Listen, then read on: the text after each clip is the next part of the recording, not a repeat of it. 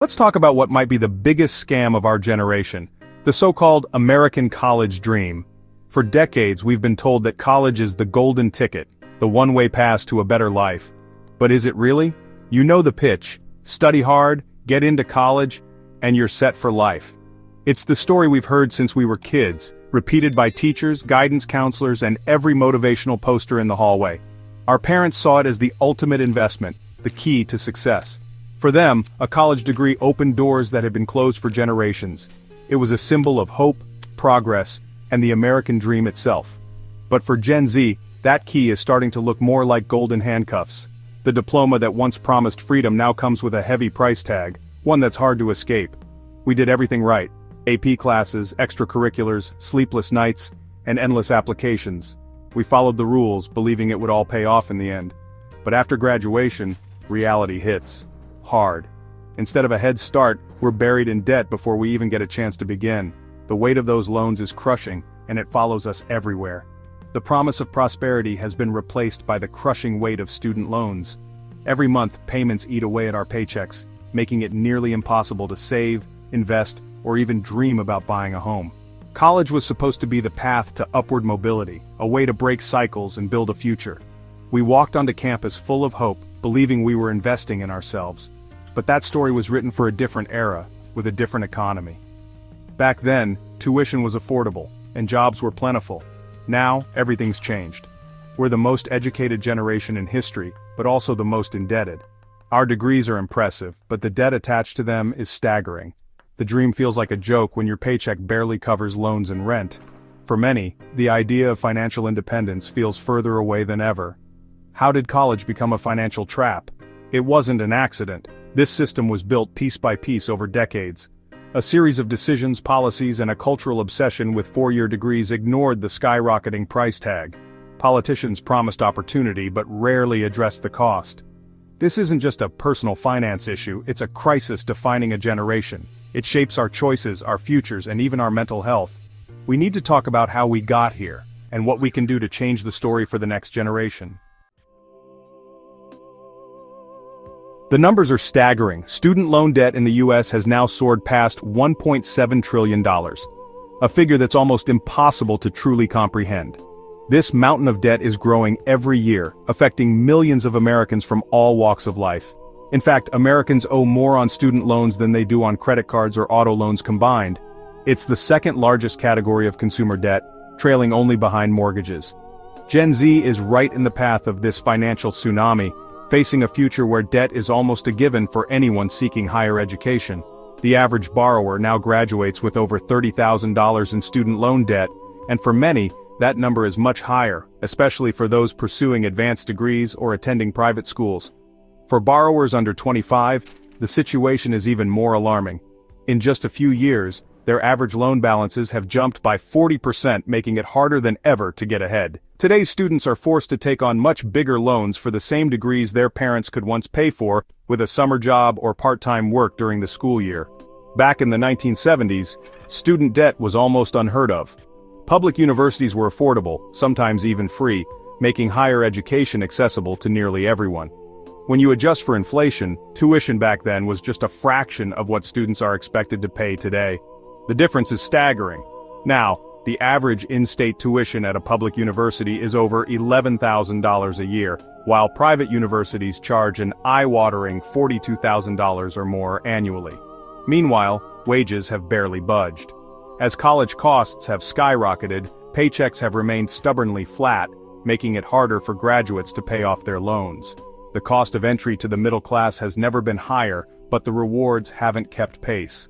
For many, the dream of upward mobility now comes with a heavy price tag.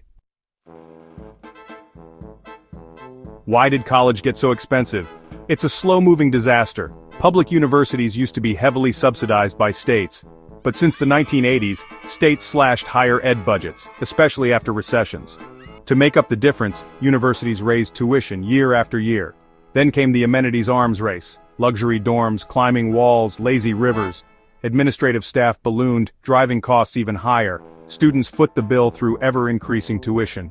Easy federal loans made it worse. Colleges could raise prices, knowing students could borrow more. No incentive to control costs. a vicious cycle began. Colleges raise tuition, government raises lending limits, students are left holding the bag. Education became a market where the buyer has no choice but to pay. Student loans aren't like normal loans, they're nearly impossible to escape. You can't discharge them in bankruptcy, they follow you for life. The system is confusing by design. Multiple loan types, endless repayment plans. Many borrowers end up in forbearance, where interest keeps growing. Interest capitalization means your debt can balloon even if you make payments. Federal loan rates are often higher than mortgages. Long repayment terms mean you could pay back double or triple what you borrowed. It's a financial treadmill, you run, but get nowhere. The system was built for a different era, when loans were smaller. All the risk falls on 18-year-olds making huge financial decisions with little guidance. The only one who loses is the student. For Gen Z, debt is just the start. Now comes a brutal job market. Many grads are underemployed, working jobs that don't require a degree. Inflation is crushing. Rent, groceries, even used cars are expensive. Even with a decent job, basic expenses eat up your paycheck. This financial squeeze delays major life milestones: buying a home, starting a family, saving for retirement. Debt dictates life choices, locking many in prolonged adolescence. The mental health toll is real: constant stress, anxiety, and hopelessness. Most borrowers say debt has hurt their mental health. Gen Z is called the most anxious generation, and it's no mystery why. The student debt crisis is also a public health crisis. No wonder student loan forgiveness is a hot topic. The idea, the government wipes away some or all student debt. Supporters say it would free millions to spend, save, and invest. It's framed as economic justice, a reset for a broken system. Critics argue it's unfair to those who paid off loans or skipped college. They worry about the cost and inflation. But the biggest issue, forgiveness, is a band-aid if college costs keep rising. It treats the symptom, not the disease. The system is a mess, but you're not powerless. Even when it feels overwhelming, there are real steps you can take to protect yourself and make smarter choices. Start with financial literacy. Know the real cost of college, not just tuition. Factor in fees, living expenses, books, and transportation. Understanding the full picture helps you avoid surprises down the road. Use net price calculators on college websites to get a realistic estimate of what you'll actually pay after scholarships and aid. Don't just look at the sticker price, dig deeper. Meet with a financial aid advisor and ask questions. Understand every repayment option. Don't just accept the default. Some plans may work better for your situation than others. Income-driven repayment plans can cap your payments based on your income, making monthly bills more manageable. Explore these options before you commit to a loan.